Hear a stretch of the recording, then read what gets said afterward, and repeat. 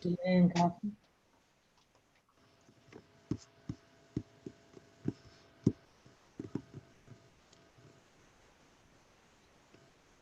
Teresa, do you have family in Córdoba, Argentina? I do not. Just so you guys know, this is being recorded, so it's going to be broadcast later on again. You can't cut this part out? He'll probably cut it out, but I just want to make sure that people know that we're being recorded. I shouldn't tell you like the address of my family in Córdoba, Argentina. I was going to say your family's the mayor of. Oh well, yeah. That's my great uncle. There's actually several locations around the world with the name Córdoba. See.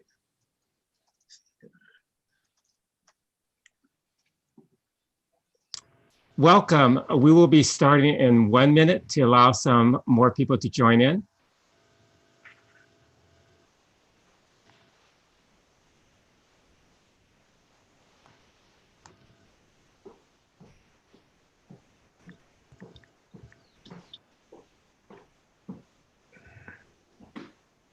This is also in streaming. So we can't cut that out.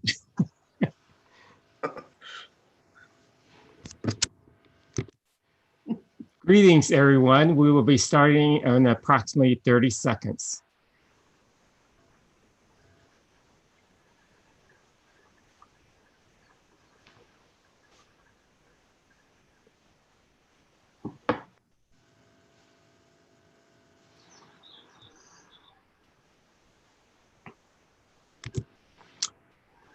On behalf of the Chilean Planners Network, the Illinois chapter of the American Planning Association, and the APA California Northern Section, we are excited that you have joined us for COVID Conversation. I am Hing Wong, one of the international directors for the Northern Section of the California chapter of the American Planning Association. We are excited to hear from our 4 remarkable speakers today. The main objective of COVID Conversation is to learn about the diverse experiences regarding this global crisis. We are connecting people, primarily planners from various countries and regions, to share knowledge on how the coronavirus affects the urban setting and how we as planners can create better strategies to rebuild our city. In this COVID Conversation, the speakers will focus on planning for equity during a pandemic and beyond the pandemic. For those who are AICP, the American Institute of Certified Planners, you'll be happy to know that 1.5 CM credits are offered for this webinar. Towards the latter part of this webinar, we would like to have a conversation with you. If you would like to make a comment or ask a question, please use the chat feature on this Zoom program to write down your remarks. We will use some of those comments and questions during the part of the program called Conversations with Attendees. You can register your comments or questions at any time during the webinar. The American Planning Association is the professional organization for all types of planners. APA advances planning through leadership in education, research, advocacy, and ethical practice. APA has over 40,000 members in over 90 countries. APA California is the largest APA chapter, and the Northern Section is part of APA California. APA Illinois is the official membership association for practicing planners in the state of Illinois.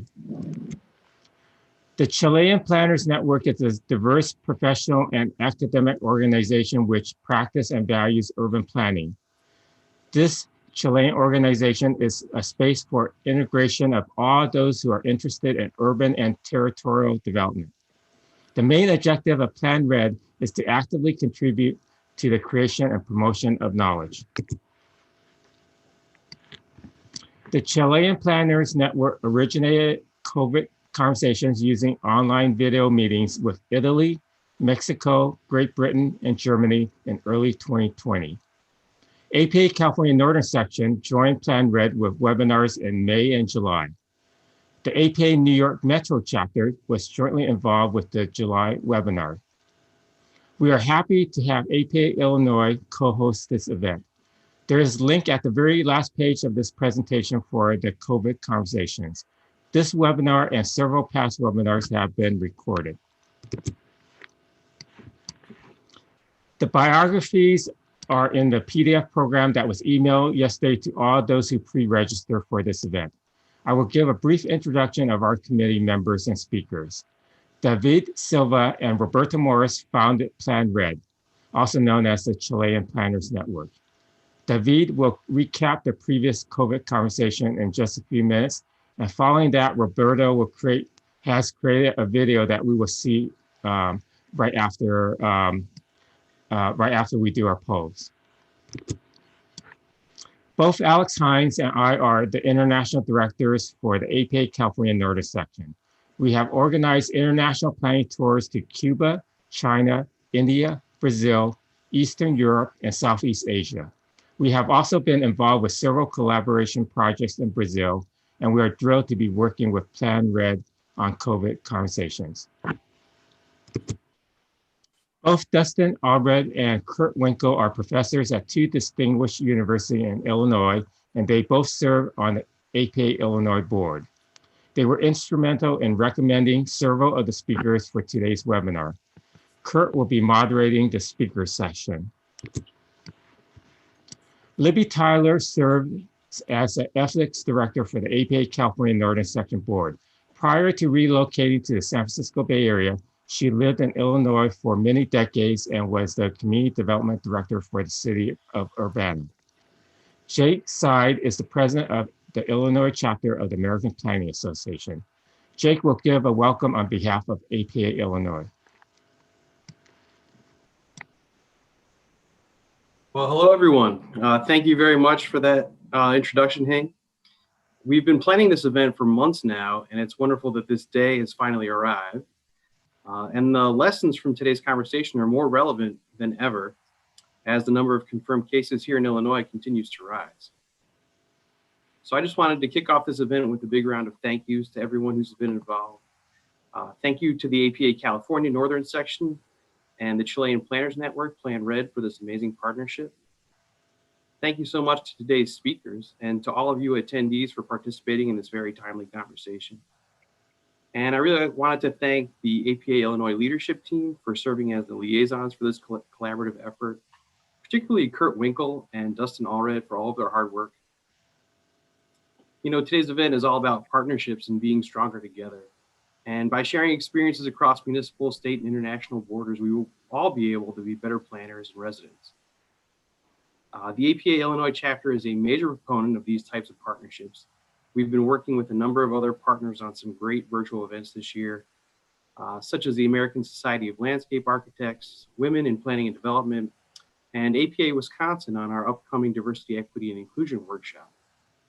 Our Equity and Planning workshop is planned for the first week of December, so please be on the lookout for that with more information. And we are really looking forward to bringing you more events like this in the months to come. So thank you all again, and I'll throw it back to you, Hank. Thank you.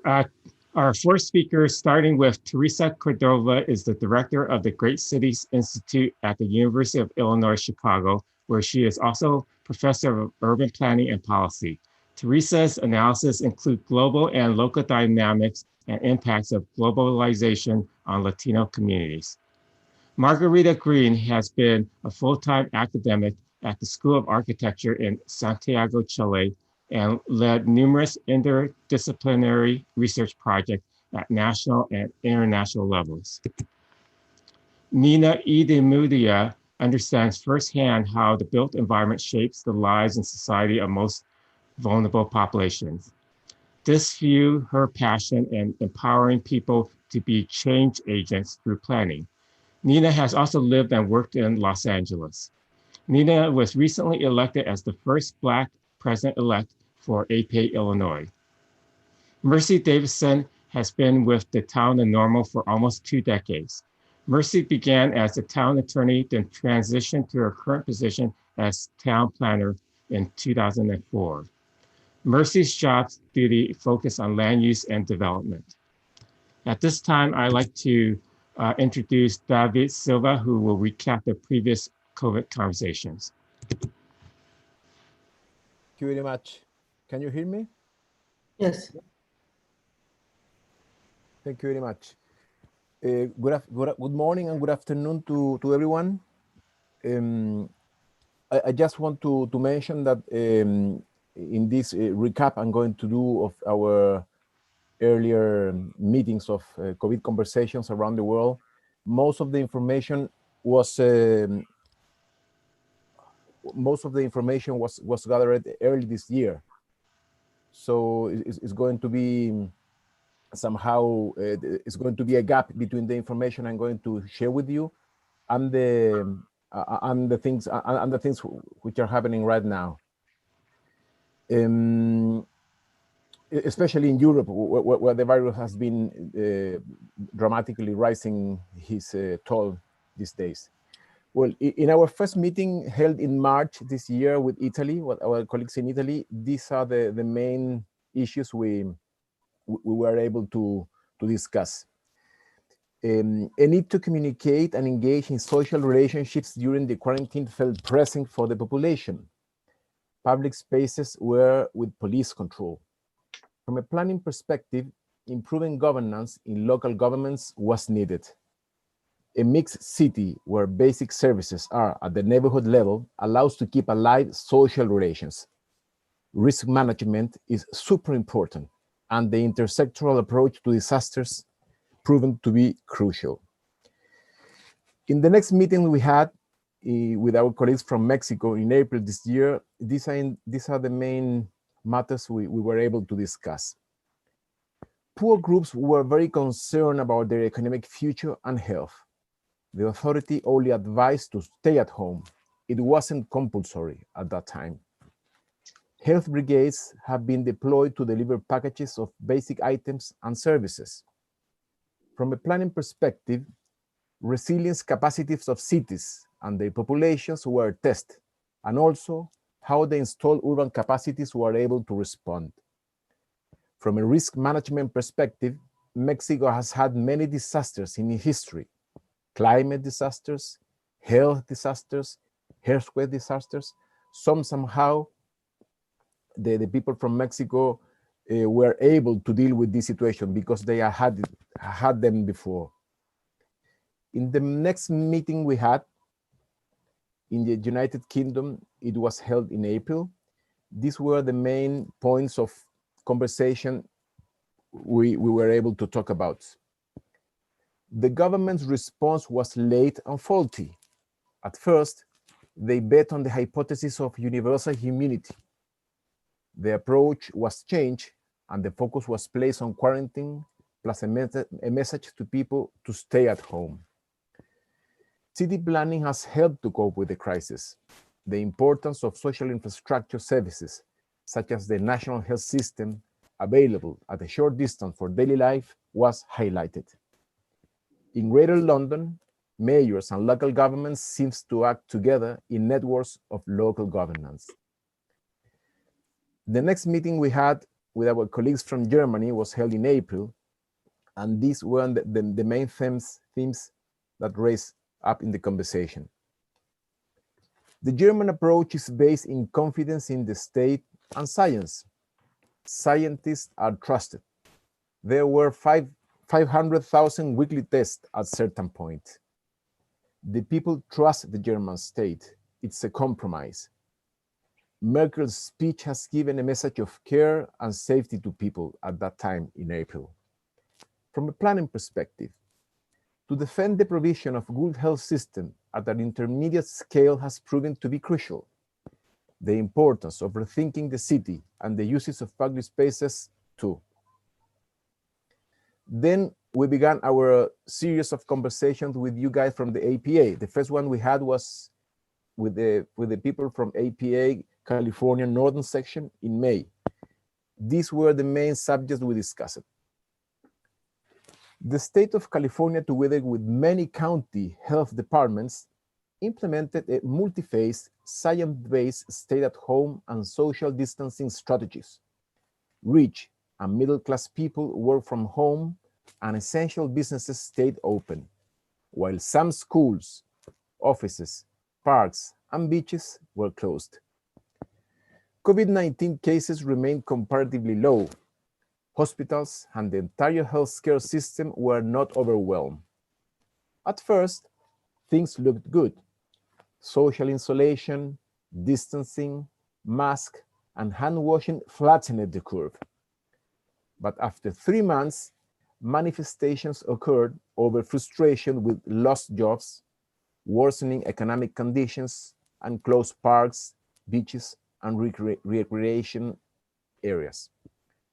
The pandemic exacerbated economic and social disparities, and further national protests erupted in support for Black Lives Matter. Then in July, we had our last conversation for our friends and colleagues from APA, New York metro area. Then we learned the following. COVID-19 exposed the weaknesses in the way how we have manufactured our cities, even complex cities and rich cities like New York. The poor, people of color, and the Latinos had 3 times the infection rate as compared with the rest of the population. New York suffered greatly in April, and the city was in an accelerated learning process and becoming an example for other states and cities on how to face the crisis, mostly learning from California's mistakes. Don't rush to reopen, and when reopen carefully. It seemed to be the motto those days. COVID-19 triggered lots of inequities and injustices around the US. The lack of a social safety network was also exposed. A change in the way how we think about land uses and social infrastructure occurred. There was a moment of challenge and opportunity though. That's why this picture of the Statue of the Liberty coming through sunflowers is shared with you. So this is a brief recap of all the meetings we have had so far. I'm looking forward to have a very interesting conversation today. Thank you very much.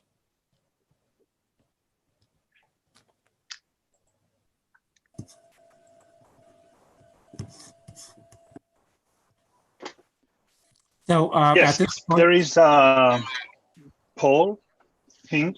yes, thank you. At this time, we would like to get to know you a little bit better. We have 3 simple questions. Where do you live? What is the sector of your work? And to what degree has COVID affected your work? Let's take a minute or so for you to answer these questions, and then we'll look at the results. So please go ahead and start your answers to the poll.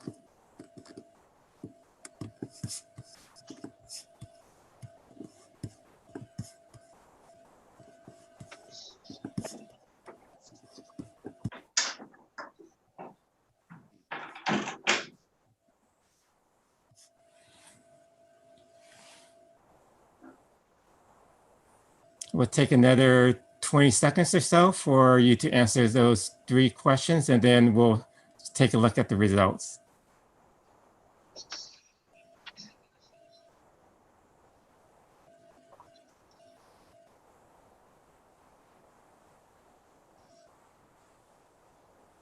Okay, Roberto, can you show the results? Yes.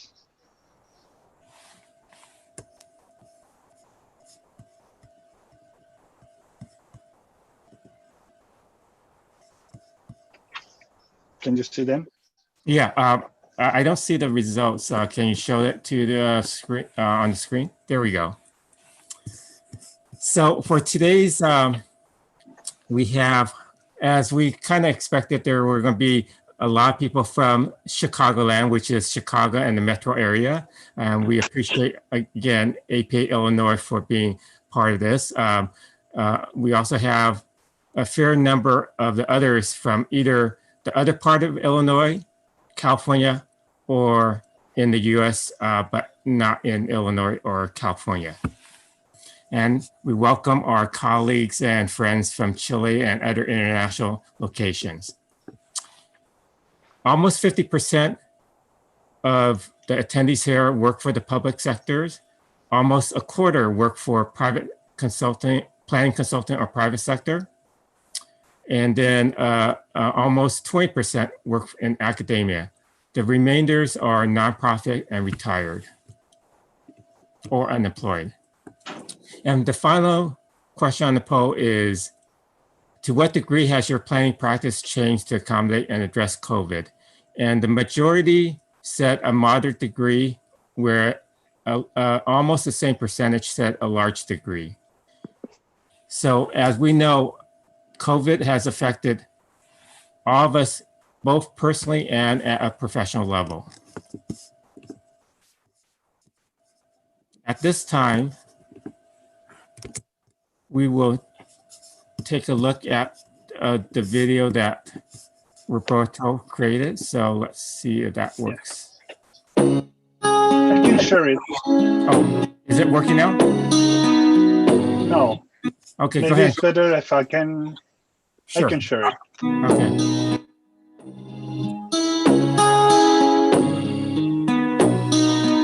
Sorry, but you need to start it.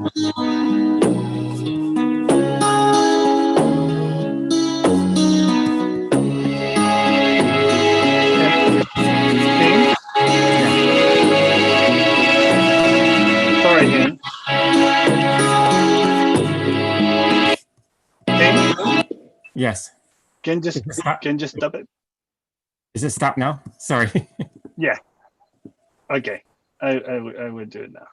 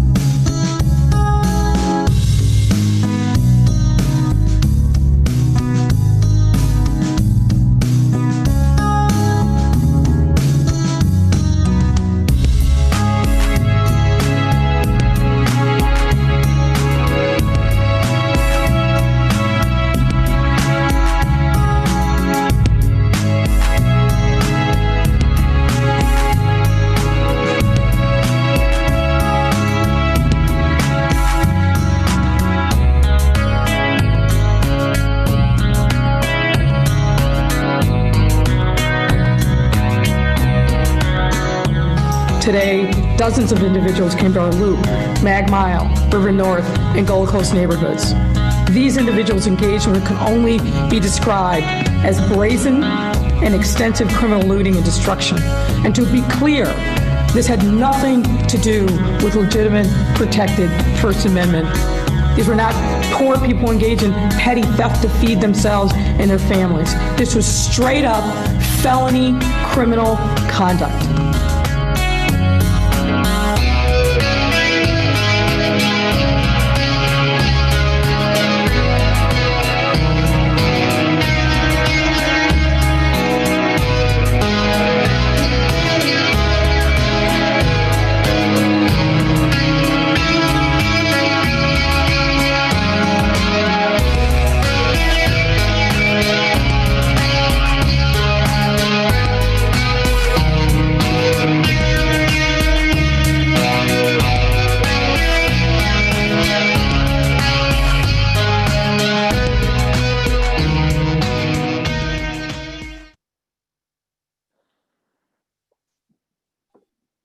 Therese.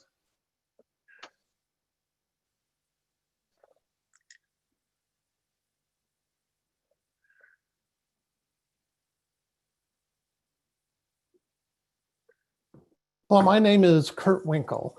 As planners, we're now 10 months into trying to figure out how we can help meet the challenges of COVID as it's been exacerbated by underlying inequity, police violence against Black people, a race-charged presidential campaign, social unrest, suspicion of science, and challenges to social distancing. How can planning address such difficult and complex challenges? Our speakers today will each highlight a dimension of the problem and planning response. Each has 5 minutes for introductory remarks, after which we will move into a panel discussion. First, I'd like to introduce Professor Teresa Cordova, again, who is professor and director of the Great Cities Institute at University of Illinois at Chicago. She's been an elected and appointed member of many boards, commissions, steering committees, and is currently chair of the Chicago Plan Commission. Teresa. Good morning, everyone. The first thing I want to do is I want to thank all of you for being here. And I really want to give a huge shout out to the members of the committee that put this together. It's wonderful to see this international group of folks coming together. And I've been really impressed about how seriously you took this and how well organized you are. So thank you very much for the opportunity. In my 5 minutes, what I want to do is emphasize something about vulnerable populations and the response of nonprofit groups in attempting to meet the needs of those populations. So, of course, the most vulnerable to COVID-19 infection are the frontline responders, providing the range of healthcare services and even putting their own health at risk, but also public sector workers who maintain public utilities and other systems. And not able to work from home and therefore at risk of contracting the virus, there are behind the scenes workers without whom the communities within the state could not function. Under normal circumstances, low wage laborers, though underpaid, are essential to the economy. During this period of fighting in shelter in place and fighting COVID, those who are able to stay at home depend on the many low wage workers who are the frontline workers in the provision of janitorial services and the distribution, storage, and sale of food, supplies, and essential items. They too are at risk and particularly vulnerable to infection, and yet they often work without paid sick leave, health insurance, or protective gear. There have been a number of groups that are vulnerable to adverse psychological, socioeconomic, and other health outcomes, and a few of them include, as you see from the list, children, youth, and families living in high poverty areas, the low-wage workers, the undocumented workers, for example, and also, if you want to keep going with that list there, those living in environmentally polluted neighborhoods are subject to not only the pollution that they deal with on a everyday life, right, but especially difficult when there's increased truck traffic and when we're dealing with a respiratory pandemic. Homeless population, of course, has been very vulnerable, as has been those with disabilities, the various confined population, including the aged, domestic abuse, and the incarcerated. So though we could spend the entire session just talking about what has been the impact on the vulnerable populations, I want to highlight for a moment Latino communities, but then I want to go on and talk about the nonprofit groups that have responded to them. So if we can go back to the slide you were just on, if you don't mind. And so the essential workers in food processing manufacturing industries have faced the unfathomable decision of putting their health at risk or staying home. And these industries, right, in the food industry, for example, have been particularly difficult. So one of the things that Congressman Garcia has pointed out, for example, in a press release by Latinos Unidos, which has been a group of healthcare workers that have come together, essential doesn't mean expendable, but that's how corporate giants have consistently treated working people throughout this coronavirus pandemic. And so Latinos are disproportionately endangered in particularly because not only of their, no, go to the next slide, please. Not only, no, back to the slide. Thank you. And so you see, for example, some of the populations that are highlighted in some of these images. And in that graph of information that you can't see, for example, it highlights the extremely high rate of Latinos, Latino cases, and has a great deal to do with the kind of work that we depend on them to do in the economy. Okay, now the next slide. So what I wanted to do is I wanted to say something about the role, the essential role that nonprofit groups have played in addressing inequities. And so they have been, and you can just one by one, you can go ahead and bring these up. Thank you, Hing. But what I wanted to point out here is I've had the honor to participate in a number of meetings with the various nonprofit groups over the last 8 months. And so I've had the opportunity to observe not only what it is that they've been doing, but also to see also what the impact has been on them. And so it's important to note, for example, that without the advocacy, for example, of some of these groups, the kind of medical care would not have been provided directly to Latino populations, for example, as some of these other populations. They have assisted with basic needs, getting food delivered, for example, making sure people are connected to housing, safe housing, getting computers and internet to these communities, providing childcare and so on. So it's been nonprofit groups on the ground that have been really essential workers to the various essential workers.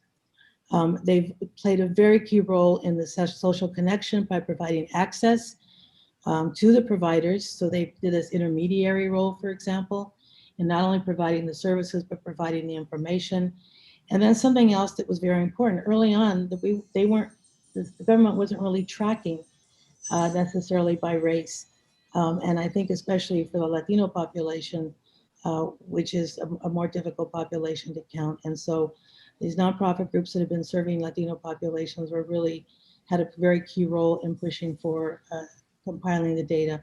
And once they did that, we confirmed, data confirmed what they knew, which is how hard Latino populations were being hit by this pandemic because of the nature of their work and because of their household size. The other thing they've done is they've really talked about the racial inequities and advocated for the countermeasures, reducing also the financial vulnerabilities through their targeted action, including getting the public dollars directly to the communities that needed it most, populations that needed it most. Next slide. So therefore, the extent to which the state, city, county knew how to serve vulnerable populations was the extent to which they listened to and incorporated perspectives of the nonprofit community-based leaders. The intermediaries at the ground level have played a very critical role in planning and community development planning processes, often in a position to bridge the community needs with those in positions of power to do something about them. So we're seeing then, under normal circumstances, the nonprofit groups play a very key role, and what we saw in COVID was that this role was even extremely more important. And so one of the things that we should know then is that we should not engage in policy and planning without the benefits of the knowledge and understanding of people on the ground via these nonprofit groups. And the most effective groups were those with an infrastructure in place. So it is important to fund and further invest in their operations, not just from philanthropy, but also from the public sector. So in this case, investing in their operations themselves became really key. And we can go to the next slide. And so one of the things we may want to think about then is the extent to which serving vulnerable populations amidst this crisis is in our collective interest.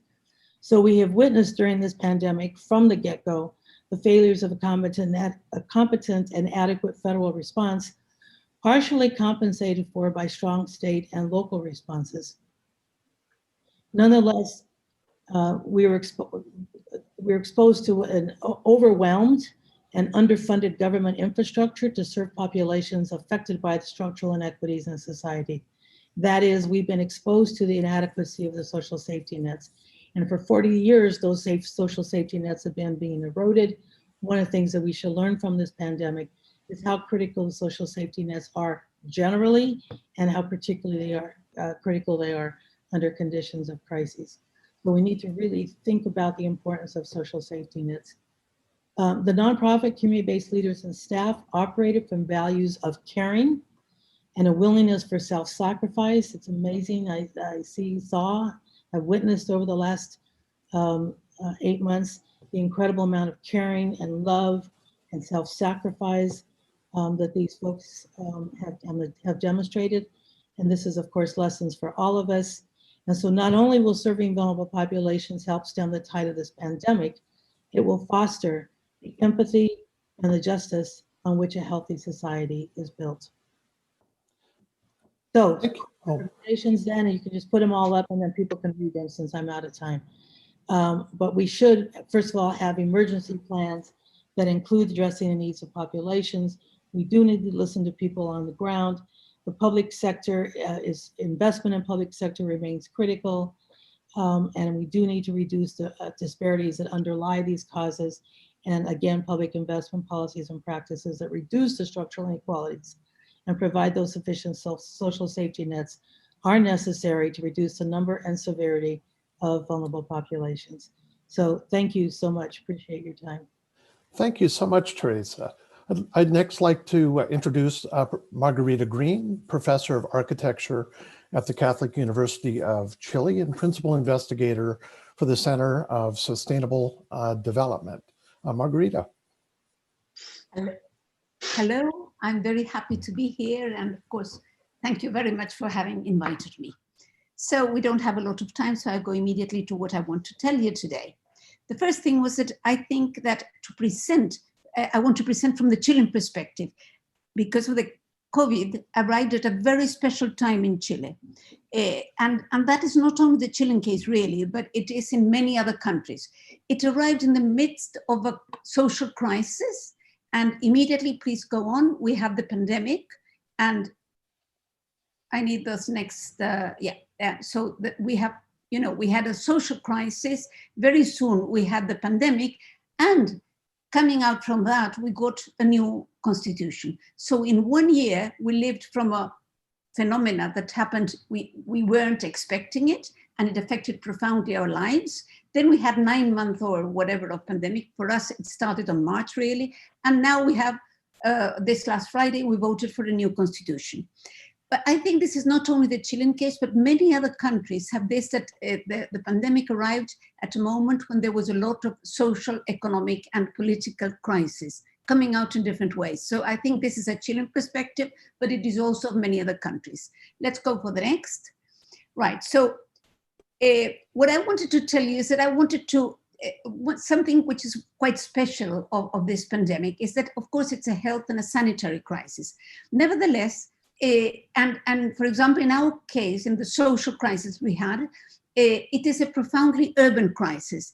So although the demands from the social side were not basically housing or urban things, they were more into pensions, education, health.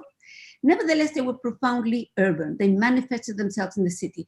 And it's a bit the same with the pandemic. The pandemic is a health issue. Nevertheless, it showed all our urban inequities, and it had a profound impact in our urban life. So I thought it's really important for us, here we're all planners, or we're basically dedicated to this, that we see a bit why this social crisis and how it affected the pandemic and how it brought us to, let's hope, a new beginning, a new constitution. So this is a very quick summary of what happened in Chile. I just, for the sake of time, I divided our social and, our housing and planning history in three periods. First, early in the 1900s, we had a very developed social housing government. We were one of the few countries to declare that social housing was the responsibility of the government in 1906. Then we had a strong institutional development. We had big modernistic architectural estates with all sorts of social amenities. And then we entered, when we got into trouble in producing all the housing needed for the rapid urbanization process, we went into self-construction and incrementality in quite an interesting way. All this was stopped in the 1970s with our period of 17 years of dictatorship. And in terms of housing and planning, there's two very important things. One is that we entered very, very quickly into subsidy to demand and a very neoliberal model, and a very weak and almost inexistent planning system. In 1990, we returned to democracy, that's our third period, and we went very strongly into producing houses like mad.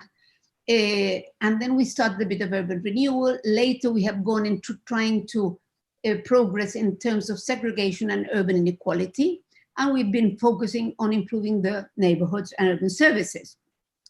But all that has been done has all come from the neoliberal perspective that came from the dictatorship, which can be summarized as a subsidiary state, individual subsidies, little or no urban planning, and a centralized government. And those four are very important for what happened in the pandemic. Let's go to the next. I wanted to show you in this slide 3 pictures of Santiago. The central one shows you the absence of poor people in green. You can see that the eastern, northern part, there's like a cone of richness. And that same cone, as you can recognize it at your left, which is an origin and destination of daily trips. So you can see how that area attracts all the destinies of daily work. And the people are far away in the northern and western side and have to travel for 2 hours to go to their work. And on the, I always get confused with the left and the right.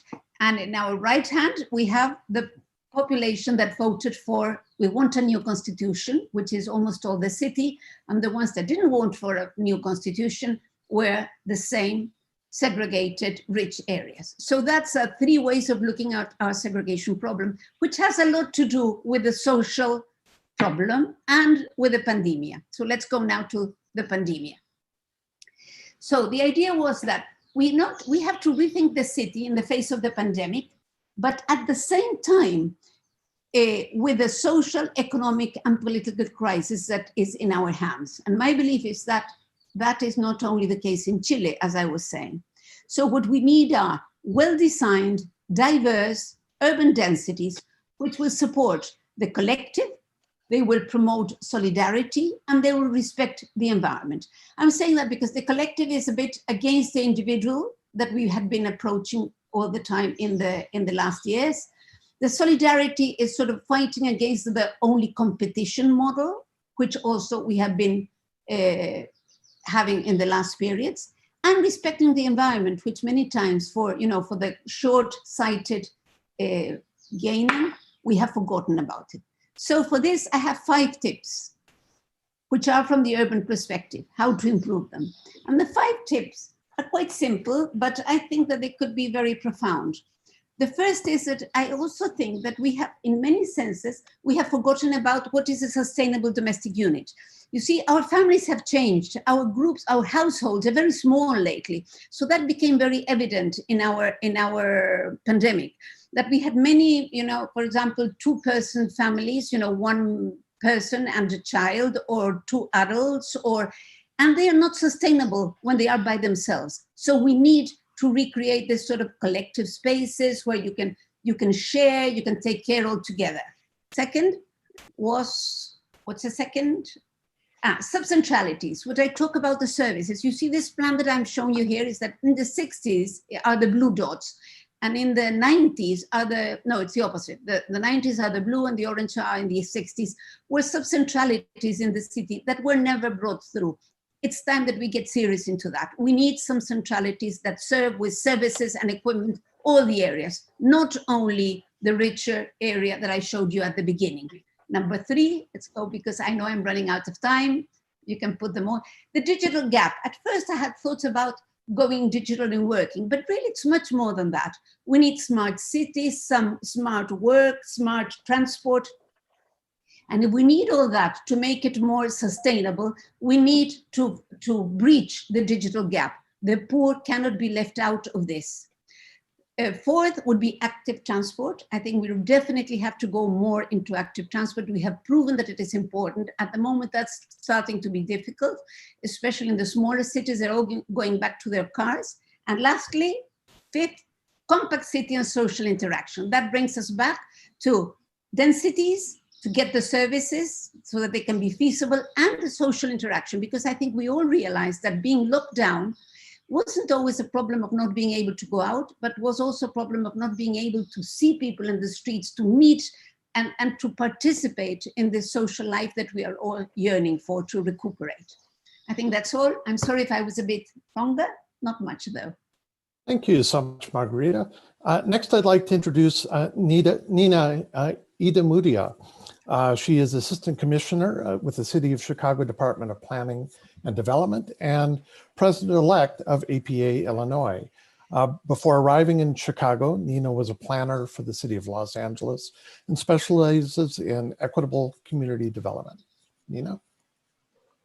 Good morning, everyone. I'm excited to be here with you all talking about these topics that, of course, have been inundating us, specifically with COVID, but the other pandemic, which is institutional racism, has been here since the existence of time, and especially in the creation of our country. And so I think what I wanted to concentrate on specifically has to do with diversity, equity, and inclusion, which have become, honestly, these buzzwords with empty meaning to a lot of folks within our industry, and specifically talking about urban planning as an industry that helps to who help to create inequities in our communities, but also perpetuate white supremacy, anti-Blackness, and racism within our country, just by distributing land use the way that it does, right? In America, we're all on stolen land. So the very premise of our professions, of our organizations,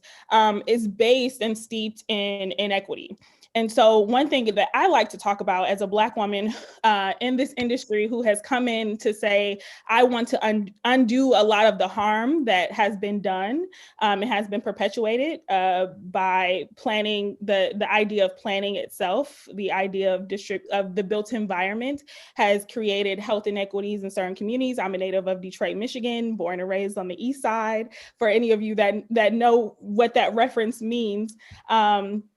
And being a child growing up on the east side of Detroit and taking the city bus every day to the suburbs where I had to go to school because there was more resources, and seeing literally how the built environment changed from the neighborhood that I grew up in, the amount of grocery stores, the amount of parks, the amount of trees, and then going into the suburbs and seeing that my classmates had more resources than I ever could imagine, but never understanding really what the reason for that inequity was, right? I didn't have a name for it, but I knew it existed at a young age. And so by the time I got to college and started to learn towards the end of my undergrad experience, learning about that there's this thing called urban planning, and that there's these people who pull the strings behind the scenes, I started to understand, like, oh, I need to be a part of that. I need to be a part of that industry and help to disrupt it. And honestly, as a Black woman in this industry, my very presence, every room I walk into, I'm usually the only one. You know, as was mentioned before, I'm the first Black president-elect of the APA Illinois chapter, which I take with great honor, but also understand that it is unfortunate that I have to be the first Black anything in 2020. And so bringing these organizations along, I've had the opportunity to work for the City of Los Angeles, where I worked on this very topic of thinking about how do we make our planning organizations more reflective of the communities that we're actually working in. And in a City of Los Angeles where almost half the population is Latino, our planning department did not reflect that. Therefore, our planning product did not reflect that, right? And so just thinking on 3 different levels, how do we incorporate diversity, equity, and inclusion principles into our work? There is no magic racism fairy that comes and makes these inequities. Look in the mirror, you are the problem. We are the problem, right? And so we have to take it upon ourselves and take responsibility in our industry to say, we're going to undo the harm that has historically been done by the folks that came before us. So on the personal level, what are you doing to educate yourself without burdening the Black, Indigenous, or other people of color around you? Are you Are you on your own reading resources? Are you becoming more aware of the issues that are happening in the community that you're planning in? Are you actually attending local events and getting to know people in the community? COVID has shown us that that has exacerbated a lot of the issues that a lot of people of color in this country already knew existed because we experience it every day. So how are we using that opportunity as an industry to really undo a lot of the harm that we've seen done, specifically and especially since COVID has hit us? On the organizational level, a lot of you on this call are probably gatekeepers. You're probably senior management, or you hire or you fire. How does your leadership in your organization reflect the communities that you work in? If you look to your right and your left and you see all white males or all white people in your organization, that's a problem because that's not how the world looks. Therefore, if your organization is homogenous, the ideas that come from it are going to be homogenous, and you're not actually helping anyone in your community except for those who are reflected in those rooms, right? And then again, that reflects the external. So as an organization, if you're not actually living through the principles of diversity, equity, and inclusion, not just fancy papers, not nice words on a page, but actually implementing them, then the plans that you put out, the streetscape plans that you put out, are not going to have any merit within the community, which is why a lot of people of color in our communities do not trust the work that we do, because we're not actually being reflective of their ideas, both literally and physically. So that also goes with, are you paying those that you ask for advice when you're coming to a community meeting? Are you actually paying the people that you're asking for their intellectual property, for them to be dealing with COVID, to be dealing with layoffs, to be dealing with not having childcare, but you're asking them for their opinion every 5 seconds? You should probably be paying them and reflecting and making sure that their time is being valued. So those are just a few of the things that I work on in my everyday life. I think my time is up. Great, thank you so much. I'd next like to introduce Mercy Davidson. Mercy is a town planner with the town of Normal, Illinois, where she served since 2001. She first served as town attorney and then as town planner. And of course, as town planner, she's called upon to work on a wide range of issues, from land use to really all things green. Mercy. Thank you so much. Thanks to everyone for participating. So happy to be here today. I want to try to keep to my time. I'm coming from a smaller city perspective. Normal, Illinois is in the middle of Illinois, pretty much right between Chicago and St. Louis. We're a university community, a university of about 21,000 students, Illinois State University. And so the impact of COVID on our community certainly includes the impact on the university, and then how that reflected back on our local economy and our local residents, many of whom work in places that rely heavily on the fact that the university is a big part of our local economy. So I'm tasked with talking about 2 programs that we've worked on during COVID in the hopes that they may be helpful to you. And the first one is direct housing assistance, and the second is our outdoor dining program.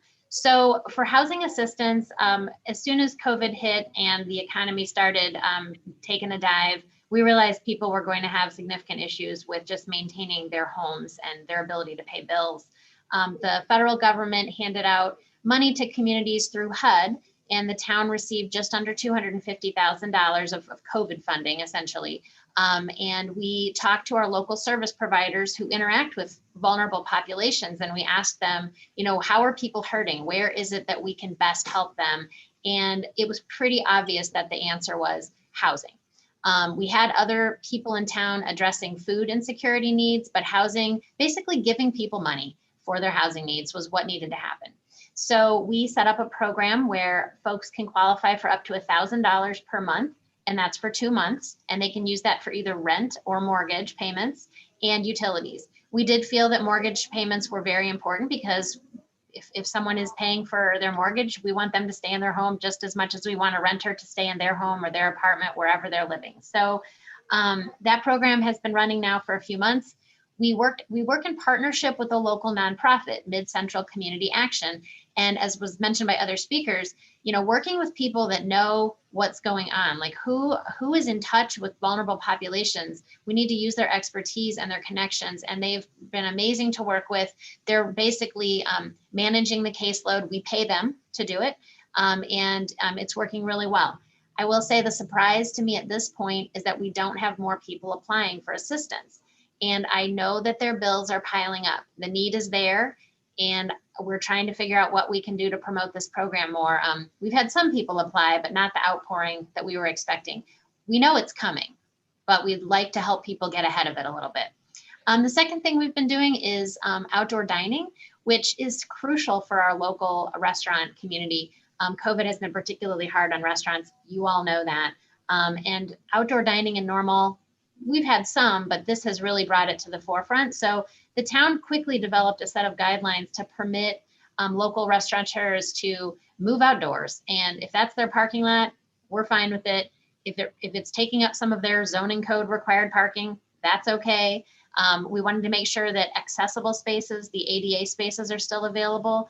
But other than that, we've let people set up tents, just delineate the space in some simple fashion. We have some restrictions on how late they can be open. We know that people's behavior after about 10 p.m. gets pretty bad, so we have them shut down at 10.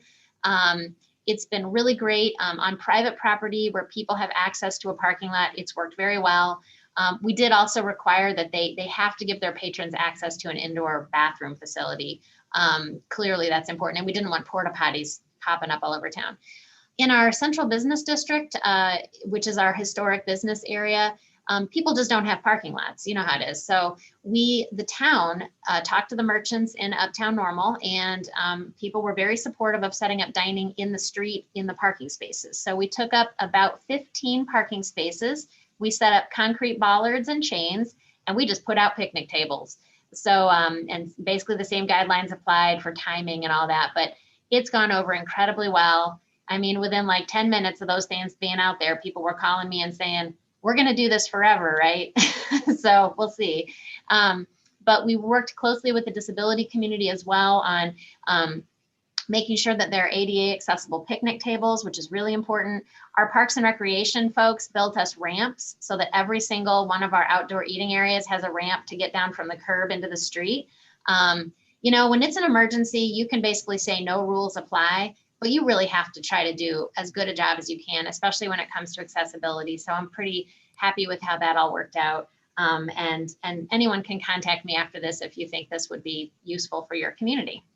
Thanks. Thank you so much to all of the speakers and for those opening remarks. We have 4 discussion questions and people who volunteered to respond, and I'll ask the respondents to be fairly brief in their remarks so that we have time to address all 4 questions. This first question is for Mercy and for Nina. Currently, there's an extraordinarily high level of attention calling out the dangers of city living, the scope of urban inequity, the illegitimacy of government regulation as revealed by COVID and other current events. In what ways do you see this high level of public attention as a threat or as an opportunity for the planning profession and its efforts to create a healthy, equitable urban environment? Mercy, would you like to go first? Sure, I hit my unmute first. Sorry, Nina. I think that the dangers of people thinking government is illegitimate is something we probably don't need to talk about too much. It's terrifying to think that people would lose that level of confidence in government. We need government. We need strong government. We're all a part of this community, right? I think there is an opportunity, though. I think COVID has just once again brought to the forefront the need to engage with local citizens and communicate effectively. This is the perennial problem for planners. How do we engage? I don't have magic solutions. I think we've certainly used new technologies in ways that are encouraging. The degree to which people can feel more connected to local government, if that's through online communication, through Zoom, through any virtual platform, that's great. For people in local government like me, I mean, we live here, we are very accessible. I don't think we can spend enough time trying to directly talk with people in our communities. I think a little humility is in order too. I mean, for us in government, we want to present a strong case for our plan. Like if we have made a decision, it's based on our expertise, a lot of input, a lot of behind the scenes thinking. So when you go public with a plan or an idea, you do want to be strong, right? But when people have legitimate disagreements with that, you have to admit that people have a point of view, and it's okay. Like we can actually disagree. And that doesn't mean we have to be wishy-washy, but it's hard when you've developed a strong position on something to strike that balance between being wishy-washy, but also admitting that there's legitimate disagreement and sometimes things have to change, and that's okay. So, so I see some opportunities, and I think government needs to work really hard to keep in touch with people and maintain our, people's trust. Nina. Yeah, I mean, well, there's historic reasons as to why many populations do not trust the government. I mean, you can open any history book from the beginning of our country and see why people do not trust the government. Even growing up on the east side of Detroit, when I was 10 years old, I saw my mother get beat by 2 white officers. And ever since I was 10 years old, I wince up every time I see a police officer. And so when we see the police violence coming up to the surface, it's always been there. I didn't have a camera when I was 10 years old, but it's always been there, right? It's always been in our communities, and we've always been distrustful of government. So when I decided to transition, when I was recruited to the city of Los Angeles to help them with planning work regarding youth, I was hesitant at first, right? But when I walked into that office, and the city of Los Angeles has 400 employees. And I was one of the only Black women who at the time, I was a grad student, helping make those decisions, right? Sitting at the table and listening to folks talk about my community or talk about people who look like me, but none of them had the life experience of actually living in those communities, right? And so we're not the experts. And I just want to reiterate, you are not the expert. The community is the expert. And so we should not be creating plans without them, right? So yes, we have technical expertise and we can translate the everyday experience into this lingo that we use for our plans, but again, we are not the experts. And so if we as a profession continue to go into these communities and think that, we did our best work behind the scenes and we're presenting something to you, that's a misstep in my opinion. Working for both the city of Chicago and the city of Los Angeles, I've seen how that perpetuates, again, a strained relationship between the communities that we're trying to help. And I think COVID has given us the opportunity, especially for folks of color in this industry that have been screaming this from the rooftops since I began my career. I've been talking about diversity, equity, and inclusion within our profession. I think it's an opportunity for my colleagues to wake up and see that this is not something we can push under the rug. This is not something that we can continue to ignore. And the community is going to hold us accountable. And if they're going to hold us accountable, then we have to actually respond to what they're saying and what they're asking of us. And that we actually need to, in planning organizations, prepare our staff. Now, whether you're reflective of the community you work in, sometimes that's if you're working within the confines of what you have, sure. But that does not give you an excuse to be ignorant, right? So if you're a planner and you want to be called my colleague, I'm going to need you to do a little bit more work. And I think that COVID has given us the opportunity to have those conversations out loud. And so I'm really excited to see my colleagues come into the fold and say, hey, I'm ignorant in this area, or I don't understand enough, or I don't understand the lived experience of the communities that I'm working in. How can I do better? And I'm here to help you.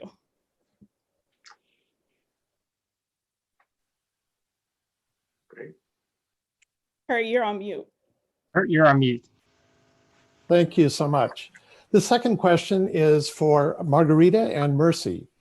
In what ways has COVID and recent events such as civil unrest due to police violence in Black communities affected the process of planning as you see it in your community? This could include the impact on planners themselves, how they interact with the public, interaction with other municipalities, or interaction with other internal departments such as legal, public health, or parks and recreation. Margarita, would you like to go first? Right. Perfect, I will. Well, I would answer that question at two levels.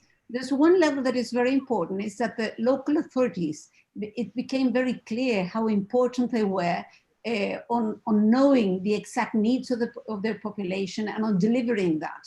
And I think that is important for us as planners to understand how, central government and local authorities, they have their roles. And it was important to count with that link very well as all the sort of intersect, housing and health and all of them working together.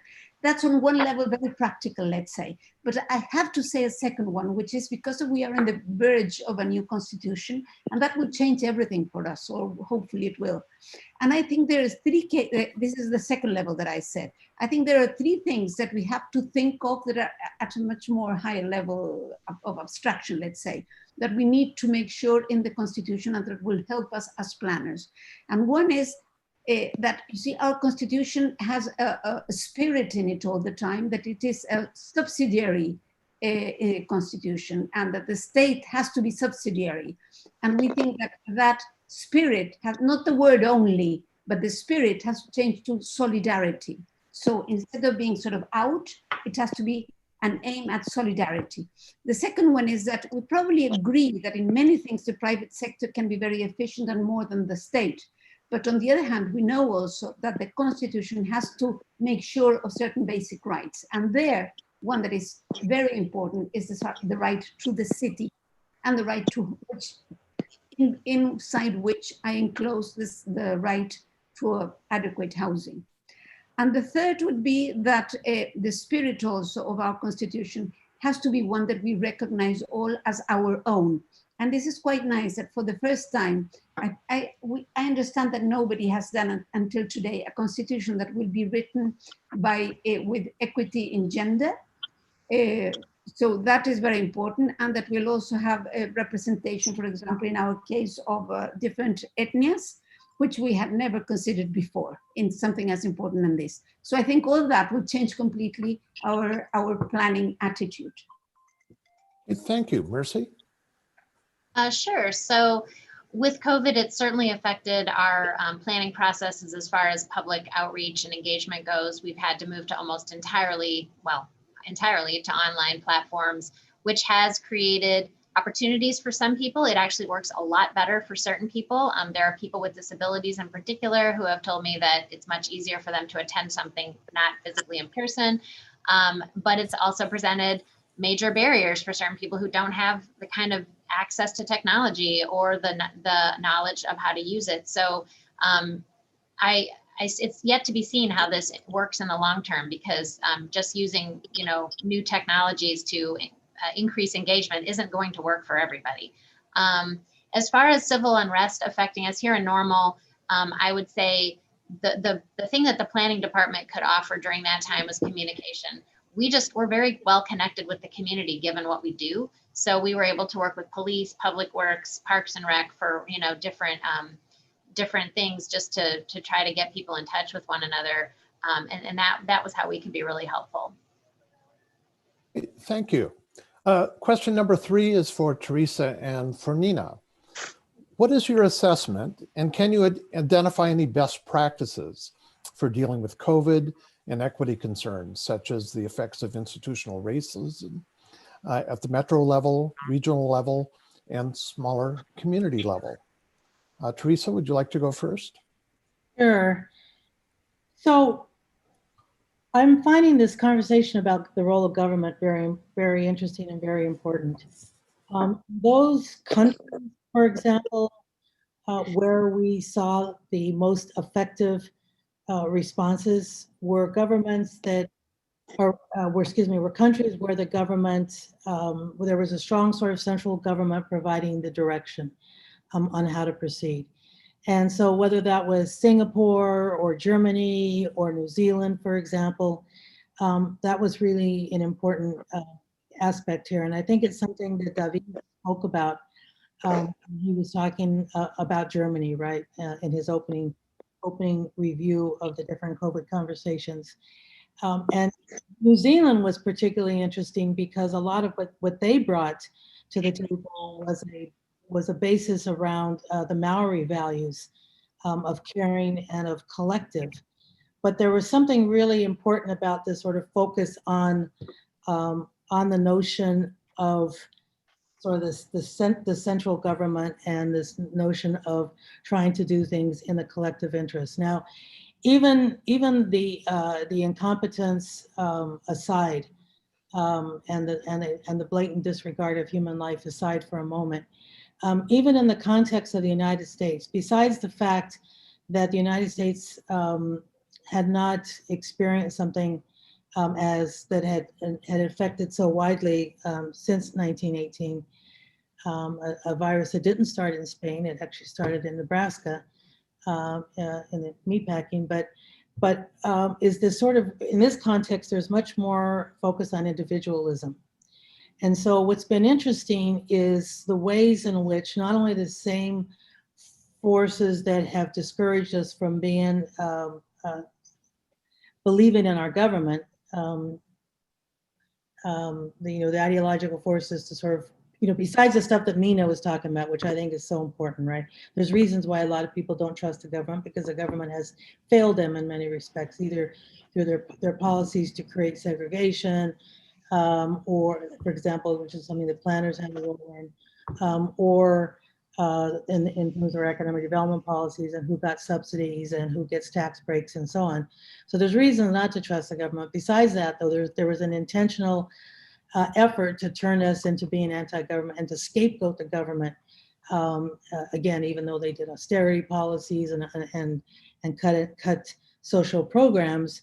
So there is that real doubt, but at the same time, we're blaming the government for everything. And so it set it up then for us not to believe the government when they start talking about public health measures and science and things like wearing masks.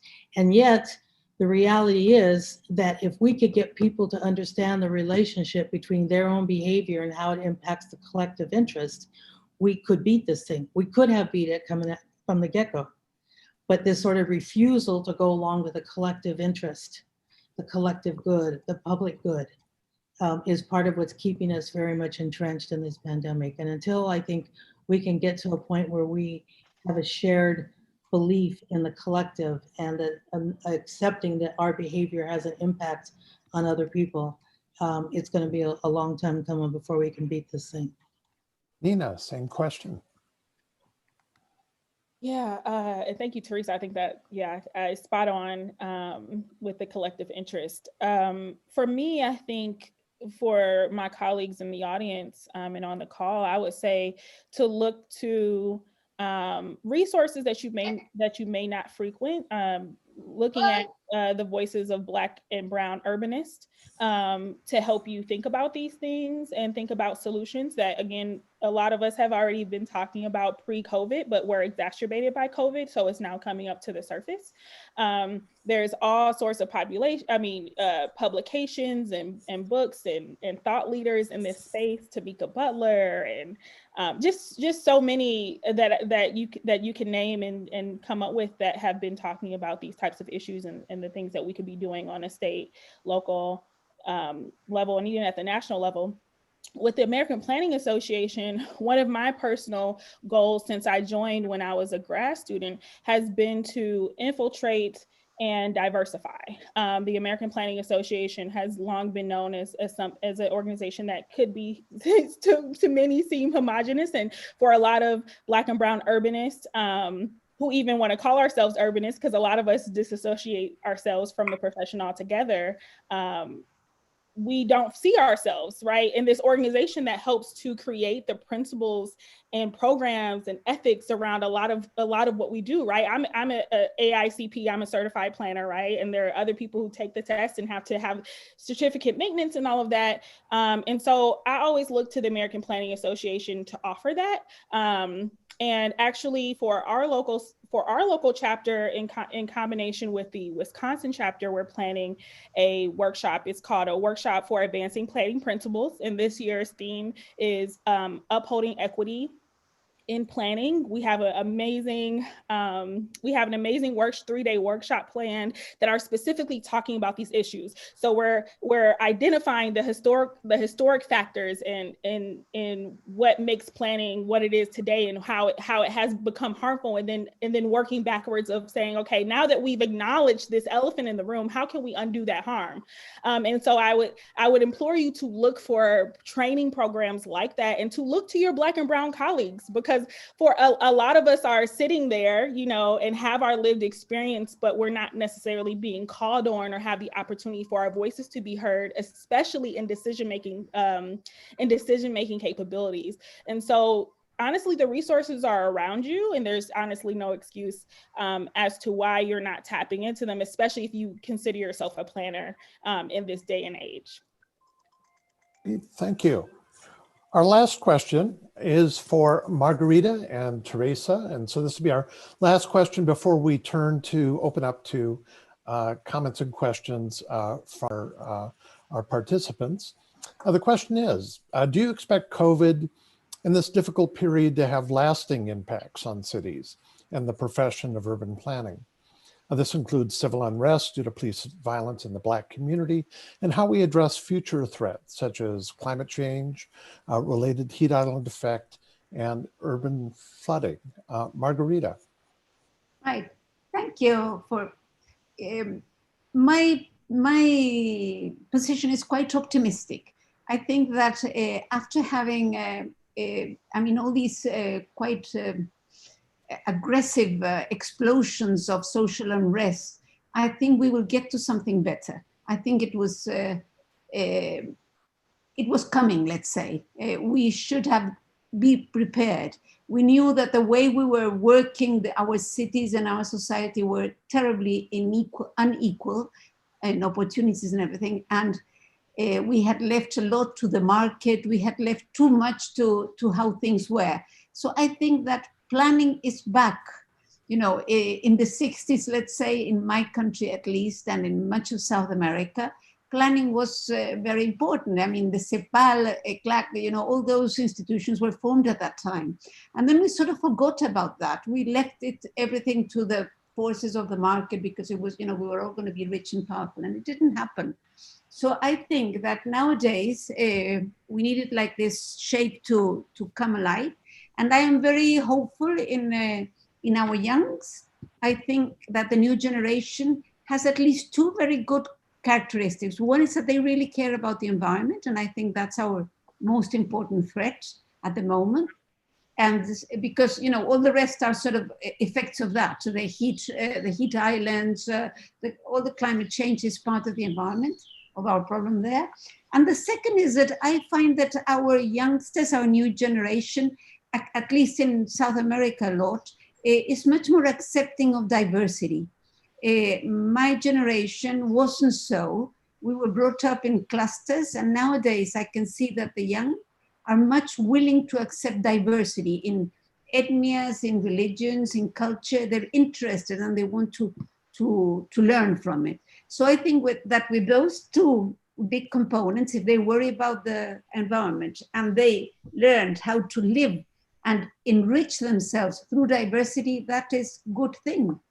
So and also remember, we're having a new constitution. That's very good news for us. Thank you, Margarita. Teresa.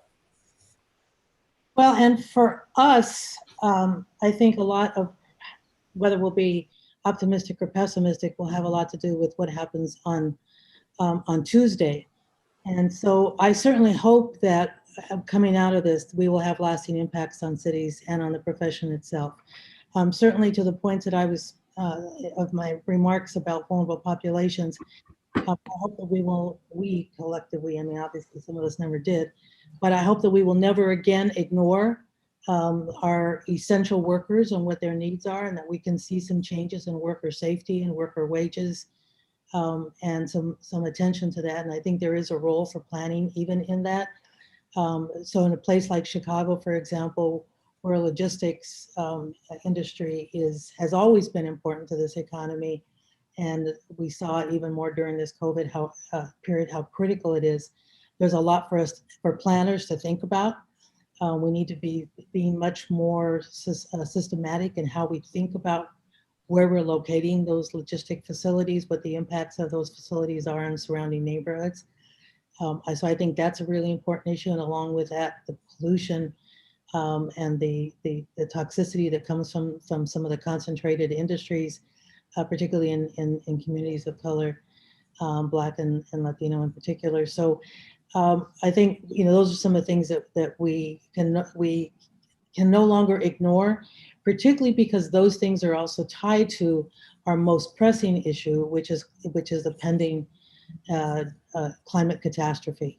And so we must get control of this. And when we look at the origins of this virus, this particular virus, certainly not get sucked into the conspiracy theories around its origin, but to understand that part of how this virus even occurred has very much to do with ecological disruptions or disruptions of ecologies, as well as even responses of the Chinese government to addressing questions of poverty. So we've got to deal with the climate, we've got to deal with structural inequality, because quite frankly, literally our ability to survive on this planet depends on it.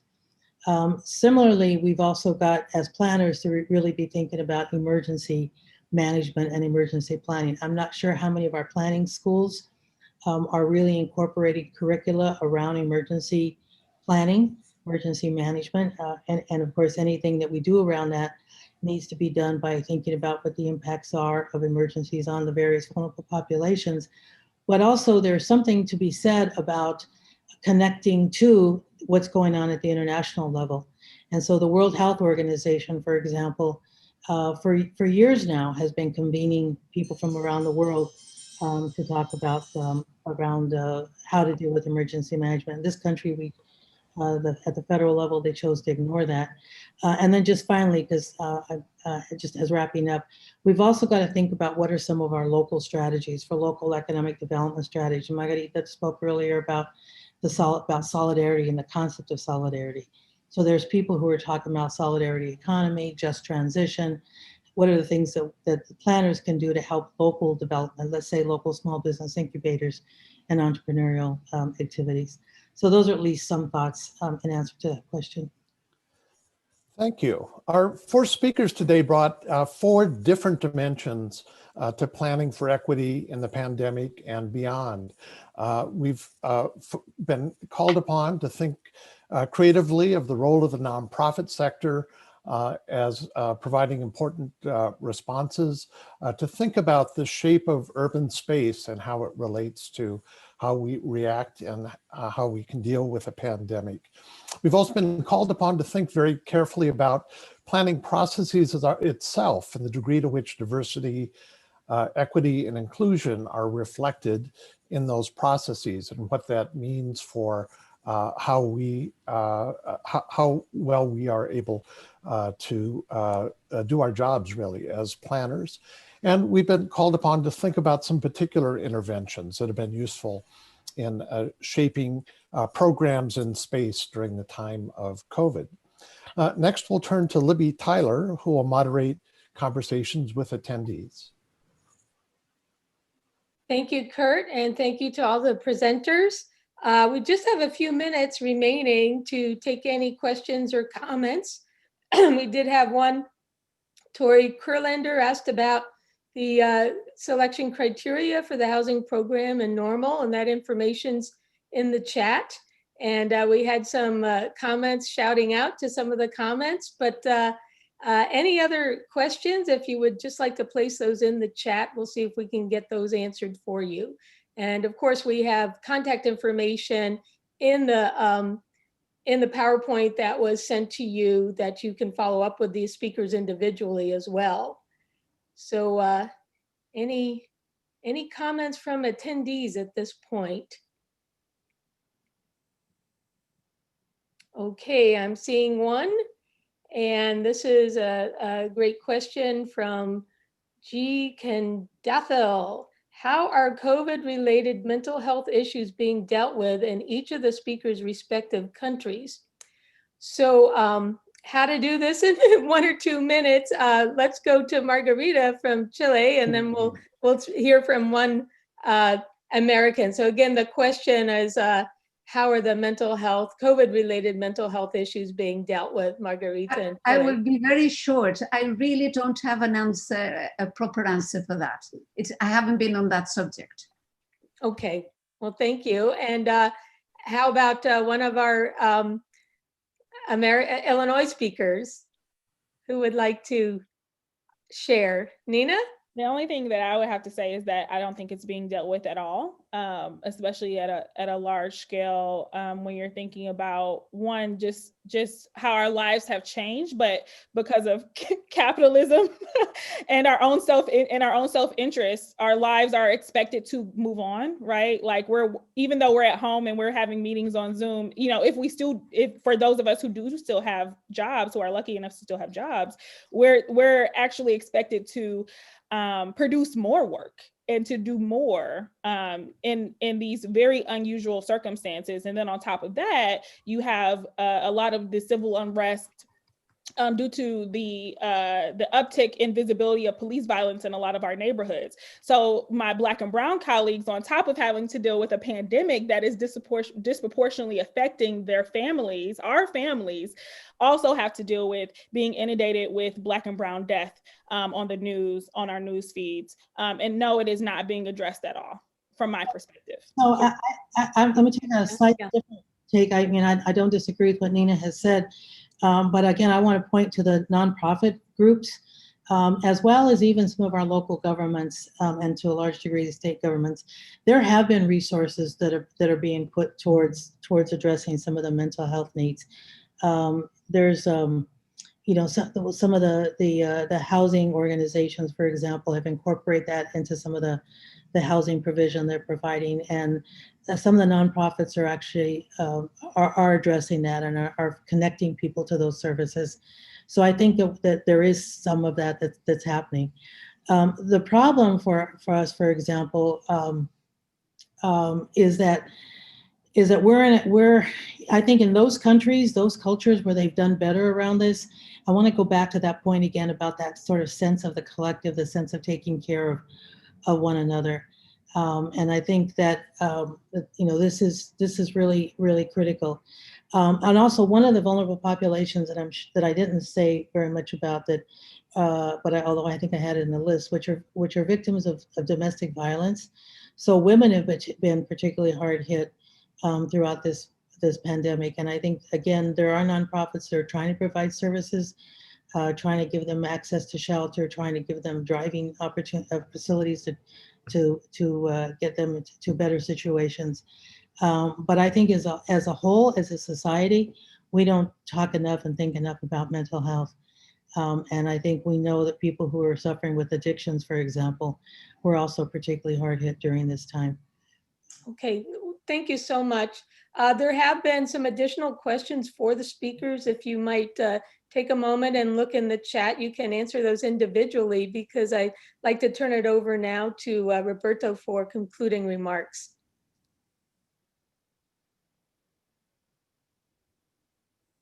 Thank you, Livy. I will try to do it very fast. We have some images for reference, but I will try to do an overview of all these very good presentations. I would like to start with the idea of Margarita, that the planning is back. I think this big crisis is a very good opportunity to think what kind of planning we need, and also what kind of planners we need. Planners more as our articulators, good listeners, because planners is mainly collaboration, and I think that is connected with a lot of ideas of today, especially with the big idea of this platform, understanding this COVID conversation as a learning process. We are over the process, and we are now facing a second wave, and we really don't know how many waves we will be facing in the future. But it's one thing that is difficult to think in the post-COVID, post social unrest, and we have to understand that we will be leaving this process of transformation for a while. And I think that is a very good opportunity for us to observe reality, to understand what is really happening, and also to learn. And that is, I think, is something very connected with the different presentations, because these differences, how COVID has been impacting societies, has a lot of common patterns. And one of the main common patterns is how minorities are more affected. And that is the same everywhere. We, as planners, we know that this happens before, but it's important to see how COVID and the social unrest is also revealing a lot of things that we knew from before, but now they are in the first line. And I think these pre-existing conditions are and the underlying factors of these situations, they were created by the society and with the state playing a huge role. And that is something in this pre-thinking process, how we are rethinking cities, is mainly how we are rethinking societies, and planners. We should be really in the first line, working this process, not just waiting for the decisions of the politicians. Is to take advantage of our connection with communities. As Nina said, each community had to be reflected in their organizations, and vice versa. No, we need to work in that connections, and one of the ways of these connections is to listen, to be open, to understand the process, to be creative, for new things. Public spaces are changing, and so, communities are be adapting for these conditions. And there are a lot of unemployment and everywhere, but most of the families are really trying to find a new way to deal with this crisis. We need to also think is the new kind of city, and the role of organizations, and the role of instruments, planning instruments, planning investment, and especially the role of housing. Margarita showed us how where the housing program is focused just in the box, in the house, is not enough. It's very important, the location, and now it's very important the environment, the distance to the jobs, education, etc. And that is something that Mercy was talking about, how the instrument, the programs are refocused. I think that is that kind of assistance, the new assistance, is something we should really be putting focus on that.